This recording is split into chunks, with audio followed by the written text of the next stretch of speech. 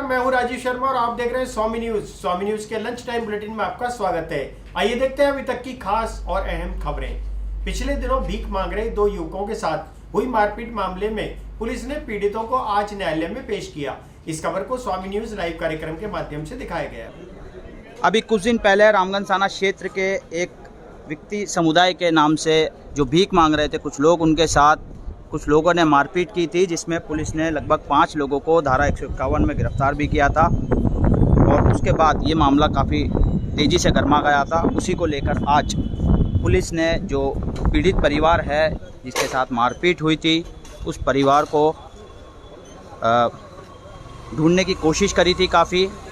वो परिवार आज पुलिस के द्वारा कोर्ट में पेशी के लिए लाया गया है। कल गुजरात से इनको ढूंढा गया पुलिस के द्वारा और आज जो है इनको कोर्ट में पेश करने के लिए लाया गया है। देखिए, शर्ट में जो टोपी लगाए जो शख्स है, यही वो शख्स है जिसके साथ मारपीट की गई थी। यही शख्स अपने 2 साथी, एक छोटी बच्ची और एक साथी के साथ में जो है भीख मांग रहा था और रेडियो पर कुछ गाने वगैरह भी चला रहा था। उसी को लेकर लगभग 5 लोगों ने इसके साथ मारपीट की थी, 5-6 जनों ने, और वीडियो वगैरह बनाकर वीडियो भी वायरल करने की कोशिश की थी। वीडियो वायरल भी किए थे। वो वीडियो है जो बहुत तेज़ी से वायरल हुए थे। देखिए, एक शख्स है चेक्स की शर्ट में जिसका नाम ललित शर्मा बताया जा रहा है। ये देखिए मारपीट कर रहा है इनके साथ में। देखिए डंडा भी चला रहा है। ये वीडियो काफ़ी तेज़ी से जो है आज कोर्ट में इनको पेश किया है। गुजरात से इनको लेकर आए हैं। देखिए, एक जो छोटी बच्ची उनके साथ में थी, किस तरह की मारपीट हुई है, उस छोटी बच्ची को कोर्ट में ले जाया गया है। लगभग 3 लोग थे ये, एक छोटी बच्ची, एक लड़का और एक व्यक्ति। उनके द्वारा इसको अंदर लेके जाया गया है। गुजरात से इनको पुलिस ने लेकर आई है और इनसे पूछताछ कर रही है, जानकारी ले रही है पूरी कि किस तरीके का ये मामला था, कब इनके साथ मारपीट हुई थी। राजा साइकिल चौराहे पर शराब से भरी एक वैन ने युवक की टक्कर मार दी। वैन चालक टक्कर मारने के तुरंत बाद वाहन छोड़कर फरार हो गया। इस खबर को स्वामी न्यूज के लाइव कार्यक्रम के माध्यम से दिखाया गया। जो है शराब से ये वैन है, पूरी गाड़ी में शराब भरी हुई है। जो वैन चालक है वो तुरंत मौके से फरार हो गया, रुका नहीं बिल्कुल भी। क्या कारण था क्या नहीं है, ये जो शराब है ये अवैध शराब है या किस तरह की शराब है, ये अभी तक पता नहीं चला है। अलवर गेट थाना पुलिस यहाँ मौके पे पहुँच चुकी है। शराब वैध है या अवैध है, जिस तरीके से पुलिस खुलासा करेगी कुछ ही देर में। क्या है ये, इन जिन भैया से गाड़ी टकराई थी उनसे एक बार पूछेंगे। पुलिस आ चुकी है। पुलिस ने इसको गाड़ी को अपने अंडर में ले लिया है। गाड़ी का नंबर है RJ01C 4363। देखिए वैन है ये और पूरी तरीके से वैन दारू से, शराब से भरी हुई थी, पूरी तरीके से ढकी हुई थी। देखिए आप देख सकते हैं जिस तरीके से जो चदरा या गधुली टाइप कुछ होता है जो हम सोने के काम में लेते हैं, उससे ये ढकी हुई थी। अलवर गेट थाना पुलिस यहाँ मौके पे पहुँच चुकी है। गाड़ी को अपने अंडर ले लिया है। मेडिकल कॉलेज से आ रहा था डॉक्यूमेंट जमा करा के, तो वापस इधर आया चौराहे पे। चौराहे से वापस इधर मेरे फ्रेंड रहता है, तो वहाँ से मिलने के लिए आया। पीछे से तेज वैन से आई थी गाड़ी। मैंने हाथ भी दे रखा था, इंडिकेटर दे रखे थे। फिर पीछे से एकदम से तेज से टक्कर मारी पीछे से मेरे को। हाँ, मैं नीचे गिर गया था। फिर उठाने भी नहीं आया था, वो खुद ड्रिंक किया हुआ था। जो गाड़ी ड्राइवर था वो खुद ड्रिंक किया हुआ था पूरी तरह से, और नीचे भी नहीं उतरा उसने। कभी नीचे गिर गया, मैं उठाऊँ नहीं करूँ, गाड़ी दबाने के चक्कर में था वो। आगे पता नहीं कहाँ ले जा रहा था वो। तो क्या गाड़ी में शराब भरी हुई थी? बिल्कुल शराब भरी हुई थी। आप पुलिस खुद आई थी, पुलिस लेके गई अभी गाड़ी। पूरी शराब से भरी हुई थी गाड़ी? हाँ, शराब से भरी हुई थी। क्या लगता है भाई साहब, हड़बड़ी में ये हुआ है कि उससे जैसे? हो सकता है हड़बड़ी में हो, कहीं आगे पकड़ने के, हो सकता है पीछे गाड़ी पुलिस से वाली पीछा कर रही हो। कुछ भी हो सकता है। ऐसा दिखने में कैसा लग रहा था जो टक्कर मारी?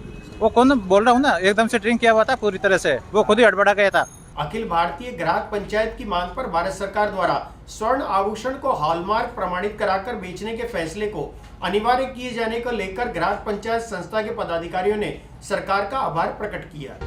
अखिल भारतीय ग्राहक पंचायत की मांग पर भारत सरकार द्वारा स्वर्ण आभूषण को हॉलमार्क प्रमाणित कराकर बेचने के फैसले को अनिवार्य किए जाने को लेकर ग्राहक पंचायत संस्था के पदाधिकारियों ने सरकार की इस पहल को सराहनीय बताया है। उन्होंने कहा कि और आभूषण को हॉलमार्क प्रमाणित कराकर देखना अनिवार्य किया है।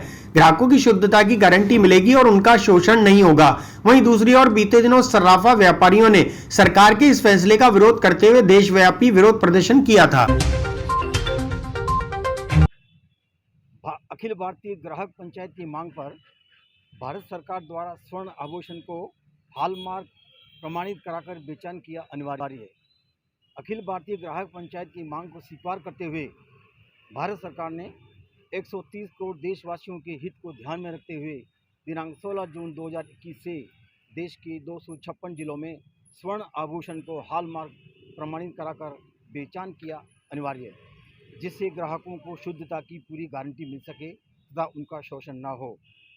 हॉलमार्क स्वर्ण आभूषण में प्रत्येक स्वर्ण आभूषण की अलग पहचान के लिए 6 अंकों की विषम संख्या प्रत्येक पीस पर हॉलमार्क के चिन्ह एवं शुद्धता के साथ अंकित की जाएगी, जिससे कि किसी आवश्यक पड़ने पर ग्राहक यह जानकारी कर सके कि उक्त हॉलमार्क किसी स्वर्णकार द्वारा किसी हॉलमार्क केंद्र से प्रमाणित किया गया है। ये जनहित में जारी किया जा रहा है, विशेषकर जो स्वर्ण आभूषण के कारोबार में संलग्न है।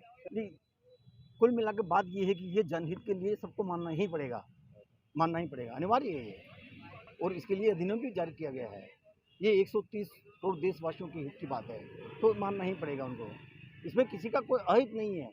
स्वर्ण आभूषण जो इसमें जो संलग्न है उनके लिए भी कोई गलत बात नहीं है। सांसी समाज द्वारा कच्ची बस्ती में प्रशासन शहरों के संग अभियान में पट्टे देने की मांग को लेकर कलेक्ट्रेट परिसर पहुंचकर ज्ञापन दिया गया। सांसी समाज द्वारा कच्ची बस्ती में नियमन के तहत प्रशासन शहरों के संग अभियान में पट्टे देने की मांग को लेकर कलेक्टर को ज्ञापन दिया गया।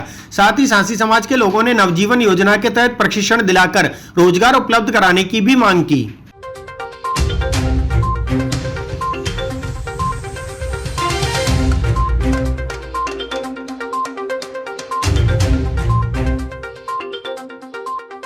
ज्ञापन देना है। सांसी समाज के अंदर सन 1951 के अंदर सांसी समाज को प्रशासन द्वारा बसाया गया था और उसमें सरकार से समझौता करके 1971 के अंदर उन्हें सरकार ने आदेश दिया था कि सांसी समाज को जितने भी परिवार उनको सबको पट्टे देकर इनको निःशुल्क उनको बसाया जाए, और उसकी ऑर्डर की कॉपी हमने ज्ञापन के साथ दिया। कलेक्टर अतिरिक्त कलेक्टर साहब को दिया, कलेक्टर साहब नहीं होने की वजह से तो हमने ज्ञापन दिया कि सबको प्रशासन शहरों के और जो शिविर लग रहा है उसके अंदर पूरे सभी सांसी समाज के जितने भी कच्ची बस्ती एरिया उनको सबको ज़मीनों के पट्टे दिए जाएं। और दूसरा वो सांसी समाज बेरोज़गार है, इसलिए हमने वापस से नवजीवन योजना वापस से चालू करवाकर नवजीवन योजना के अंदर वहाँ के लोगों को प्रशिक्षण दिलाकर उनको रोज़गार दिलाकर आत्मनिर्भर करने के लिए हमने ज्ञापन दिया है आज, और मांग की है कि हम सभी लोगों को आत्मनिर्भर बनाएं। जैसे सरकारी योजना में जैसे ई रिक्शा वगैरह, ऑटो रिक्शा वगैरह जैसे सरकार के स्तर पर मिलते हैं, वो सबके वहाँ के बेरोजगार लोगों को दिलवाया जाए। इस विषय में लेकर हमने आज ज्ञापन दिया सर। मांग पूरी नहीं। स्वतंत्रता दिवस की 75वीं वर्षगांठ अमृत महोत्सव कार्यक्रम के तहत एनएसएस विद्यार्थियों द्वारा फ्रीडम रन का आयोजन किया गया। स्वतंत्रता दिवस की 75वीं वर्षगांठ मनाने के उपलक्ष्य में आजादी का अमृत महोत्सव कार्यक्रम अजमेर शहर के 11 विद्यालयों की एनएसएस विद्यार्थियों और जिला शिक्षा अधिकारी धर्मेंद्र सिंह जाटव, दर्शना शर्मा की उपस्थिति में विशाल रैली निकालकर किया गया। साथ ही इस अवसर पर फ्रीडम रन का भी आयोजन किया गया।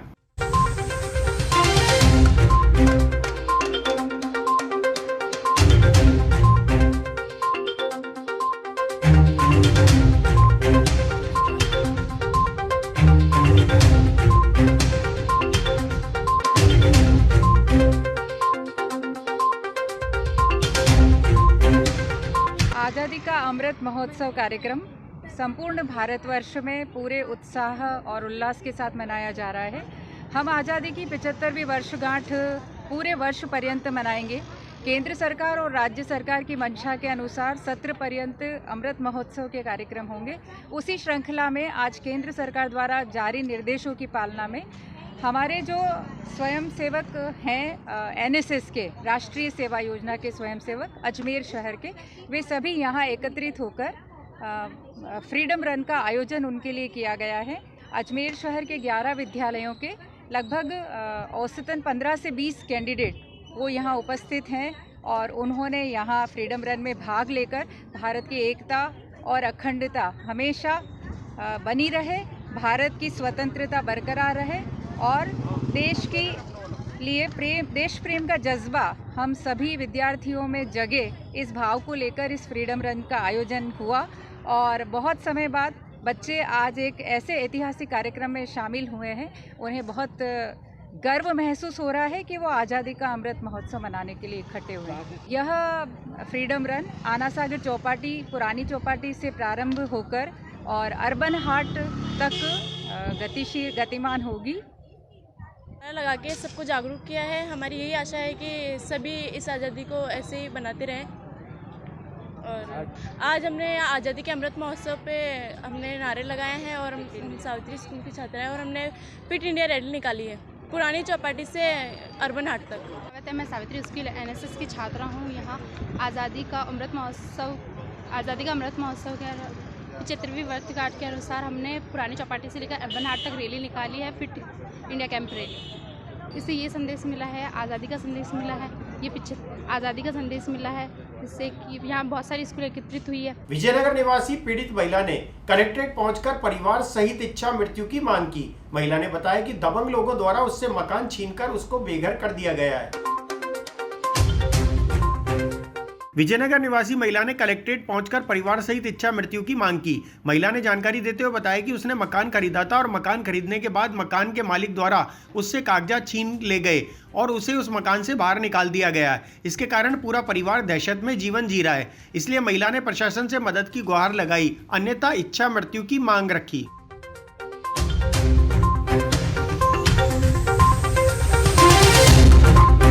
मेरे को मेरे घर में से बर्तन सब फेंक के दादागिरी करके घर में से निकाल दिया गया। हमारे सोना चांदी, कपड़े वपड़े, पैसे, जेवर जाटा सब लेके चले गए और हमारे ऊपर हमारे इज्जत पे हमला करा। हमारी लेडीज़ों को वहाँ पे मारा गया। मेरी एक देवरानी प्रेग्नेंट है, उसकी बेटी पेट पे मारा गया, 6 महीने छोटी पेट में उसके। और हमारे को बहुत ज़्यादा परेशान करा जा रहा। हमारे को अभी भी यही कहते हैं कि नहीं, अब तुम्हारा हाथ पैर तोड़ के तुमको जान से ख़त्म करेंगे। कौन होते हैं, कौन मारपीट करता है? वो जमील है, बबलू है, सलीमा है, उसकी बेटी मुमताज़, धन्नो, हीना। उसके नहीं, हमारे कोई रिश्तेदार नहीं। हमने उनसे मकान खरीदा था, उस मकान का हमने पूरा पेमेंट कर दिया। हमारे पास सारे डॉक्यूमेंट्स है, पर हमारे सारे ओरिजिनल डॉक्यूमेंट्स भी लेके चले गए। मेरे आदमी के साइन करे हुए चेक थे, वो भी चेक लेके भी चले गए। हमारे वो चेक चोरी हो चुके हैं। और मेरा 5 तोला सोना था और 80,000 रुपये नगद पड़े थे मेरे के काम के मारे मैंने लिए थे मेरे पापा और से। मेरे पापा के सिर पे तलवार मारी गई, उनके 6 टाँके आए हुए। अभी इस टाइम पे वो घर पे गंभीर रूप से पड़े। ना तो पुलिस वाले सुन रहे, दिन दहाड़े हमारे घर में से हमको निकाल के पुलिस वाले खड़े होते और हमको निकाला गया। हमारे बर्तन वगैरह सब फेंके गए। उनके अंदर पुलिस पूरी शामिल थी और पुलिस आई। लड़ाई झगड़े होने के 2 घंटे के बाद जब हमको मारा कुटी सब कर गए, उसके बाद में 2 घंटे बाद पुलिस आती है और हमारे ही आदमी को पकड़ के ले जाती है। मेरे हस्बैंड को, मेरे मामा ससुरे को, मेरे देवरों को, हम सबको पकड़ के ले जाती है। फिर उनकी हमने 151 में फिर जमानत करवाई। या तो मेरे को घर का ताला खुलवा के मेरे बच्चों को हमारा सामान वापस दिलवाया जाओ, सोना चांदी जितना भी हमारा घर गिनी हुआ है वो सारा हमारे को दिला जाओ, नहीं तो हमारे को इच्छा मृत्यु दी जाए। ये अभी विवाद कुछ भी नहीं है। विवाद सारे पैसे वगैरह सब दे दिए, सारे डॉक्यूमेंट्स वगैरह है।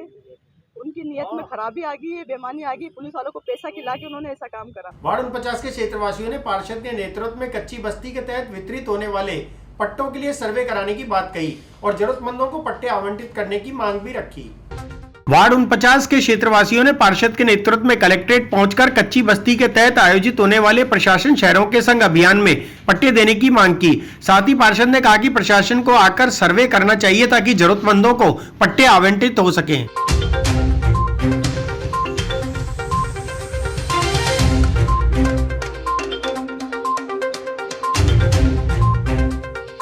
9 में जो लोहार बस्ती, नॉन करण का हाथा, झलकारी नगर वगैरह जो सारे एरिया आते हैं ना, वहाँ पर अभी तक भी कोई ज़मीन के मालिक नहीं है। इतने साल हो गए, 70 से 80 साल हो गए। पीढ़ियाँ, 7 पीढ़ियाँ, ये जो मेरी अम्मा आई है ना, इनकी 7 पीढ़ियाँ गुजर गई, लेकिन अभी तक वहाँ पे कोई धड़ोधारी नहीं है। कहने में ये आता है कि कोई भी इनके मालिक नहीं है। हम ये चाहते हैं, हमने कलेक्टर साहब को, हेमंत भाटी जी के नेतृत्व में कलेक्टर साहब को एक ज्ञापन दिया है। मैंने सर से रिक्वेस्ट करी और सर से मांग करी है कि सर इतनी सारी पीढ़ियाँ गुजर गई, अभी तक यहाँ कोई नहीं है। जो कहता है वो कहता है मैं इसका मालिक हूँ, मैं इसका मालिक हूँ, लेकिन अभी तक कोई मालिक नहीं है। हम ये कहना चाहते हैं कि सर, जैसे शांति धारीवाल जी ने 10 लाख लोगों को पट्टे देने का वादा करा है। वैसे हम लोग भी मेरा जो वार्ड लगता है नॉनकट का हाता वगैरह जो भी एरिया आता है, मैं ये चाहती हूँ कि सर से रिक्वेस्ट है कि सर नम्र निवेदन करके कि आप है ना यहाँ पर आइए, सर्वे करिए और इन लोगों को पट्टे देने की मांग रखी है मैंने। और मुझे पूरा आश्वासन है, मेरे साथ जो मेरे एएन जेईएन सर जो है वो मतलब सारे के सारे सर्वे करें। अभी कम से कम मैंने 100 से 150 लोगों के पट्टेों का सर्वे करवा के और फॉर्म भर दिया। मैंने अभी इन लोगों को ये कहा है कि मैं पूरी गतिविधियों के साथ आप लोगों के साथ पंख से पग लगा के चल रही हूँ। जो होना नहीं होना एक वो है, लेकिन हम लोग सर से रिक्वेस्ट करना चाहते हैं कि सर जैसे जल्दी से जल्दी सर्वे करिए और इन लोगों को पट्टे की मांग करते हैं।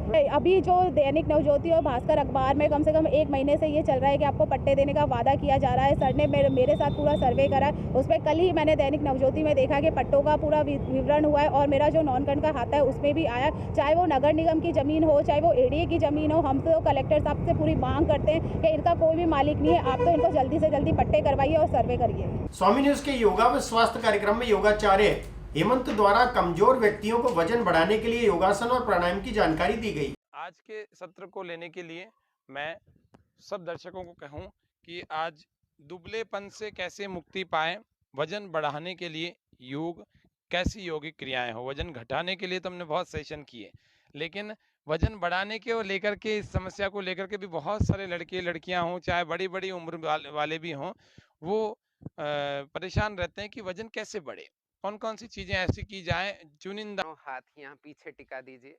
कौन आसना 1, अपोजिट प्लैंक 2, 3, 4, 5, 6, 7, 8, 9, 10, 11, 12, 13, 14, 15, 16, 17, 18, 19 एंड 20।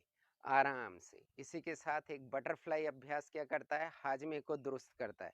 पहले इसको यहाँ पीछे से सेट हुई, ये पीछे से आगे और पीछे सर के, ये श्वास बाहर भेजते हुए घुटनों को साथ में किया, क्योंकि ये शुरू में इनका फैलना, विस्तार पाना ही, घुटनों को टच होना ही मुश्किल होता है। 2, फ्लेक्सिबिलिटी व्यवस्थित करने के लिए। 3, यहाँ श्वास भरी, इनहेल 1, 2, 3, 4, 5, 6, 7, 8, 9, 10, 11, 12, 13, 14, 16, 17, 18, 19 एंड धीमे से उतर आएंगे 20। इस एक पाँव को अंदर ले गए, ये यहाँ पर। इसके 2 पैटर्न हैं, 3 पैटर्न हैं, तीनों से आपको अवगत करा देते हैं। ये पहला पैटर्न जो प्रारंभिक स्थिति में किया जाए, वो यहाँ पर घुटने के पास में एड़ी है और इस कोहनी को यहाँ टिका दिया। ये हाथ ऊपर आशीर्वाद मुद्रा में यहाँ पर बने रहना है। ये कंधा देखिए, ये अभी सामने की तरफ दिख रहा है। इस कंधे को श्वास भरकर या खाली करके पीछे लेकर जाएं। पूरी श्वास एक बार भरकर पूरी खाली कर दीजिए और ये हाथ आशीर्वाद मुद्रा में रखिए।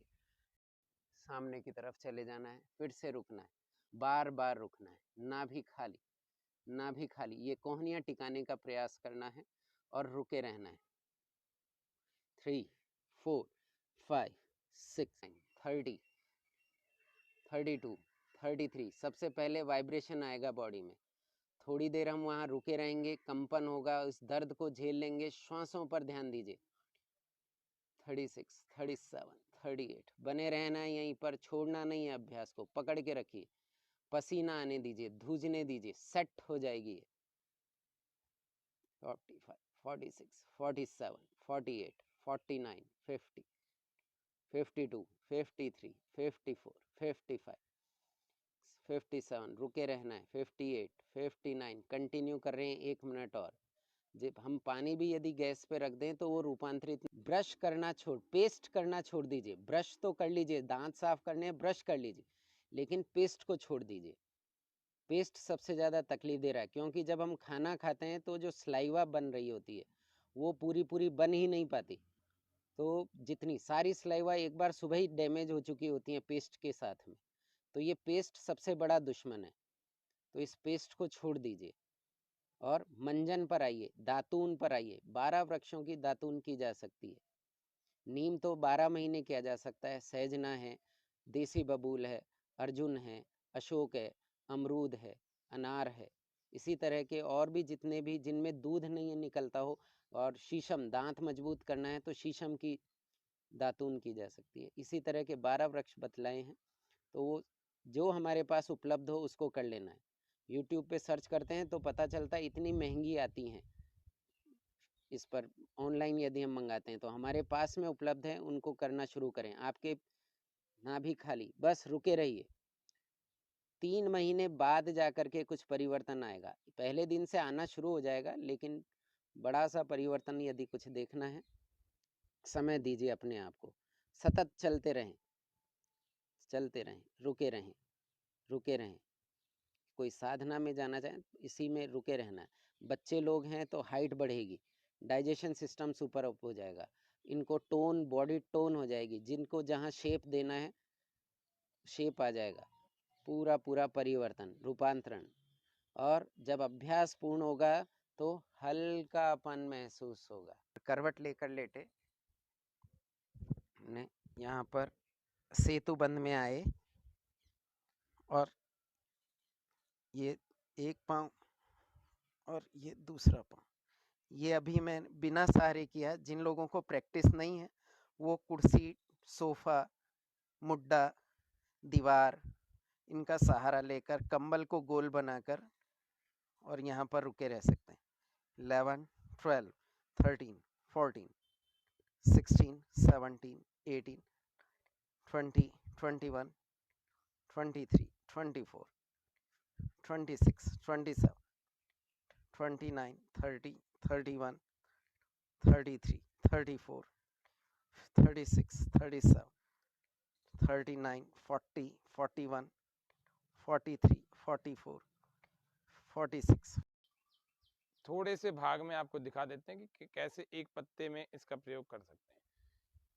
ये थोड़ा सा ऐसा निकल गया तो इसको आप ऐसे स्किन पर लगा सकते हैं। इसका बड़ा चिकना सुंदर सा पदार्थ होता है। इस पूरे एलोवेरा की जो छिलके निकले, इससे आप पूरे शरीर गर्म करेंगे। तो कान के दर्द वालों के लिए बता रहा हूँ कि गर्म करने के बाद इसकी 2 बूंद उस कान में डालनी है जिस कान में दर्द हो रहा है, उसके ठीक विपरीत कान में। मान लीजिए मेरे दाएं कान में अगर दर्द हो रहा है तो मुझे बाएं कान में इसकी 2 बूंदें गर्म डालनी है। अगर दाएं कान में हो रहा है बाएं कान में, और बाएं में यदि दर्द हो रहा है लेफ्ट में, तो फिर मुझे दाएं कान में इसकी 2 बूंदें गर्म करके डालनी है। और इसके आराम से इसकी बूंदें तैयार हो जाएगी, गर्म भी हो जाएगा और 2 मिनट में नुस्खा तैयार हो जाएगा, मैश हो जाएगा। तो आप इसको अपने बालों में लगाइए शैम्पू की तरह, बालों में चमक आ जाएगी, बड़ी अच्छी जबरदस्त चमक आ जाएगी। ये नहीं लगा सकते हैं ऐसे ही हाथ चिकने हो गए, ऐसे ही लगा लीजिए। कोई लोग दाढ़ी बढ़ाते हैं, दाढ़ी में लगा लीजिए, बाल चमक जाएंगे बहुत अच्छे ढंग से, बहुत अच्छे ढंग से। एक अब और देख लेते हैं। गठिया वालों को 10 ग्राम प्रतिदिन सेवन करना चाहिए। 10 ग्राम। बच्चों को कब्ज हो जाती है तो उसका उपाय नहीं मिलता लोगों को, तो क्या करना है, इसके गूदे को यूं निकालना है और थोड़ा सा साबुन लेना है, थोड़ा सा साबुन, और इसके थोड़े से गूदे को निकाल करके बच्चों की नाभि पर इसको थोड़ा थोड़ा हल्के हल्के हाथ से नाभि और नाभि के दोनों तरफ, चारों तरफ इसकी मसाज करनी है, इसको लेप करना है। फिलहाल इस बुलेटिन में इतना ही। मुझे दीजिए इजाजत। अगले बुलेटिन टी टाइम में आपके सामने फिर उपस्थित होंगे। तब तक देखते रहिए स्वामी न्यूज। जय हिंद, जय भारत।